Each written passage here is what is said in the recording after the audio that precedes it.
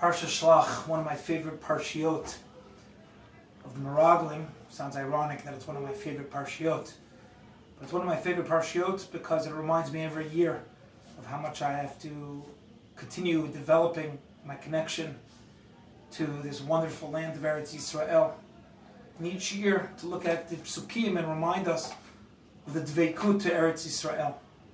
In this week's parsha, in Perek Yidalad, Pasuk Chav Daled, kalev is described very, very uniquely. It says, "V'avdi kalev, ekev hayta ruach acheret imo, vayimalei acharai, v'avioti v'la'aretz asher bar shama v'zaro yorishena."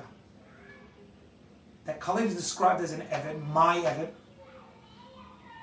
Ekev hayta ruach acheret imo. He had a different ruach. The question is, what is the unique characteristic? Avram Avinu is known as Zera Avraham Oahavi. What is this Eved? We know Moshe, Yoshua is also known as Eved Hashem. Here, Kalev is known as Avdi. What is the nature of this Avdut? What is this Ruach Acheret Imo that he was able to be Vayimalei Acharai? He followed after me. So there's different interpretations. I want to focus on really one of them.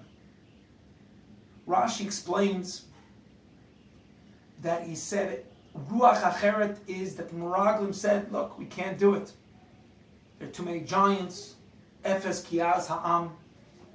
And Rashi explained that the Ruach Acheret was, even though he didn't agree with them, he pretended he was Echad B'Pev, Echad B'Lev. He wasn't convinced of their arguments, but he played along until he was able to say, Alo Nalev Yorash No'ota. No, we got to do it. We got to be able to come and overcome. That's Rashi. However, Yabarbanel, in his second explanation, follows the same lines of Rashi, but is the opposite direction. Kalev was convinced to follow the thoughts and the mindset of the Meraglim. They're right. They're strong. We don't got a chance. However, he had a Ruach Acheret. He was an Eved, and he was dedicated enough to mevatel his opinion to the Ratzon of Hashem. Maybe the most difficult path is when you're not convinced either way, when you're of a suffix that way.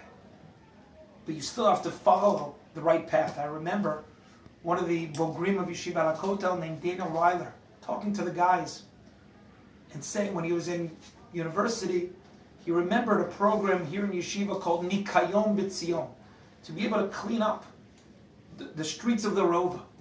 It's not as exciting. Meaning, when I'm walking with my children and I pick up a piece of garbage in Eretz Yisrael, I tell them, you understand, we live in the Armon Shel Melech. It's very special. It can't be dirty here. So they may not be so excited, but hopefully through the Dugma Ishit they learn it. And he explained that the most difficult time in a leader, or a difficult time to be that Eved Hashem, is not when you're feeling the kolot v'lapidim, the lightning, the high of the dveikus to Hashem.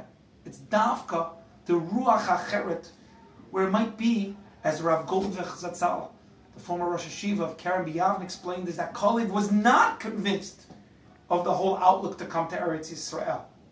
And he saw merits the opposite of what Rashi says. Not echad b'pev echad b'lev. He wasn't convinced. He had a suffix. This is the ruach acheret imo. But despite that, he said, I had to be an Eved. And he went to Chevron, the makom of understanding the Sirus Nefesh, where he learned it from the Avos, from Avram Avinu, who says that even if I have questions, I'm going to be able to plow ahead to be that Eved Hashem. May we learn from Kalev to be able to have that Ruach Acheret. At times we're convinced that this is the right way and be able to go the Eved Hashem. And there are times that we're not sure.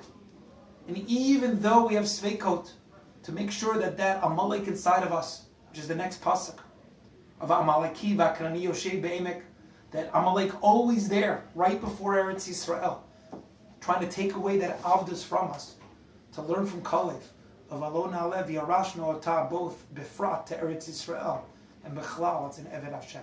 Shabbos.